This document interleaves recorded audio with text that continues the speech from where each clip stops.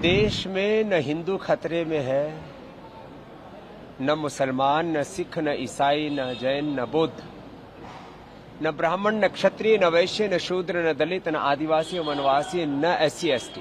देश में खतरे में है देश का बचपन, देश की जवानी, देश का वर्तमान और देश का भविष्य। कुछ लोग देश का बचपन का इस्तेमाल कर रहे हैं आंदोलन में।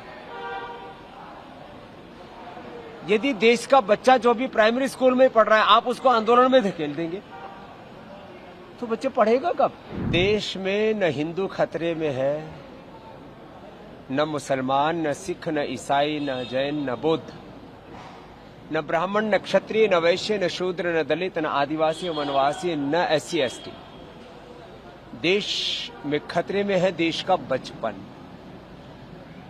देश की जवानी, देश का वर्तमान और देश का भविष्य, देश की प्रकृति, देश की संस्कृति और सभ्यता, देश की अखंडता और संप्रभुता। इसलिए मैं इस समय सबसे बड़ा कोई देश का मुद्दा मानता हूं तो ये कि देश का बचपन कैसे बचे। कुछ लोग देश का बचपन का इस्तेमाल कर रहे हैं आंदोलन में। यदि देश का बच्चा जो भी प्राइमरी स्कूल में पढ़ रहा है, आप उसको आंदोलन में धकेल देंगे तो बच्चे पढ़ेगा कब? उसको पता ही नहीं कि आंदोलन क्या होता है। आपने उसको फूंक मार दी कि जा तू भी जा करके थाने का घेराव कर ले, तू भी सड़क पे उतर जा, तू भी ADM और DM का घेराव कर ले। छोटे बच्चों को आंदोलनों में नहीं धकेलना चाहिए, पूरी दुनिया में कहीं नहीं होता। आंदोलन ये अभिभावकों का उत्तरदायित्व है बच्चों के लिए, और जब बच्चे जब एडल्ट हो जाते हैं तब उनको अपने अधिकारों के लिए संघर्ष करना चाहिए और अपने कर्तव्यों के पालन के लिए भी प्रतिबद्धता उनके अंदर बढ़नी चाहिए। देश में अराजक आंदोलन तो नहीं, हाँ, देश में संविधान की लोकतंत्र की रक्षा के लिए संवैधानिक, लोकतांत्रिक, नैतिक, आध्यात्मिक, मानवीय मूल्यों पर आधारित आंदोलन होने चाहिए। मैं इसका समर्थक हूं। आंदोलन के नाम पर अनार्की, अराजकता भी नहीं होनी चाहिए और बच्चों का आंदोलन में इस्तेमाल नहीं होना चाहिए। हाँ, इतना जरूर है कि देश की शिक्षा की, चिकित्सा की सही दिशा होनी चाहिए और देश की शिक्षा चिकित्सा व्यवस्था को लेकर के बहुत गहरे प्रश्न हैं, उनका समाधान होना चाहिए। और ये मैं मानता हूं कि इसमें सरकारों का भी बहुत बड़ा उत्तरदायित्व है, लेकिन इसमें यह भी मानता हूं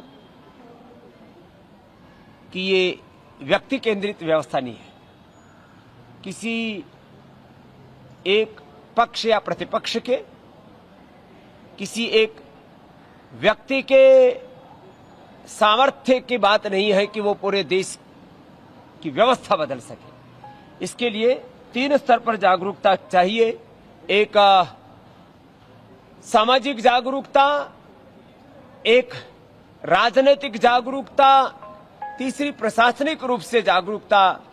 जो लोग बड़े उत्तरदायित्वों में हैं, उन सबको सामूहिक रूप से समझना होगा कि देश के सामने जितने भी बड़े प्रश्न हैं, बच्चों को लेकर के, युवाओं को लेकर के, नौकरियों को लेकर के, देश के भविष्य को लेकर के, प्रकृति पर्यावरण को लेकर के, सभी दिशाओं से देश को उन्नत बनाने के लिए सभी लोगों को पुरुषार्थ करना पड़ेगा। हाँ, जब देश में ऐसी कुछ बातें दिखती हैं कि जहां लग रहा है कि बहुत अंधेर गर्दी हो रही है, वहां पर फिर लोगों में आक्रोश फूटता है और वही आक्रोश आंदोलन का रूप लेता है। और मैंने कहा, मैं आंदोलन में भी अनार्की, अराजकता का समर्थक नहीं हूं, लेकिन शांतिपूर्ण आंदोलनों से तो देश की को आजादी भी मिली और जब जब भी देश में आवश्यकता होती है तब लोकतांत्रिक, संवैधानिक तरीके से आंदोलनों का हमारा संविधान ही हमें अधिकार देता है।